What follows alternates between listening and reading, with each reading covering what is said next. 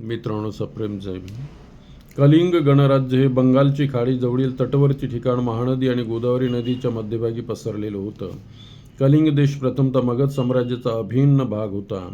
कालांतराने तो नंद वंशाच्या साम्राज्यात विलीन करण्यात आला. कलिंग युद्धातील पाशवी नरसंहार, सैनिक तसेच सामान्य कलिंगवासियांची झालेली बर्बरता, निर्मम रक्तसंहार, संवेदनाही विहीन पाषाणधर्मी विनाशलेला पाहून सम्राट अशोक मर्मांतक झाले.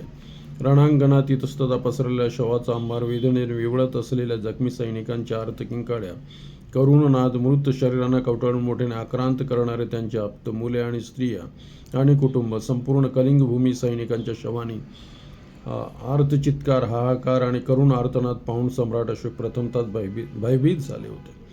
महापाषाणाला पाझर फुटले, परंतु शतकानुशतके शूद्रांचे निर्मम शोषण करणाऱ्या, त्यांच्यावर पाशवी अमानुषपणे अन्याय अत्याचार करणाऱ्या त्या ब्राह्मणी मानसिकतेच्या दगड धोंड्यांना केव्हा पाझर फुटणार होते.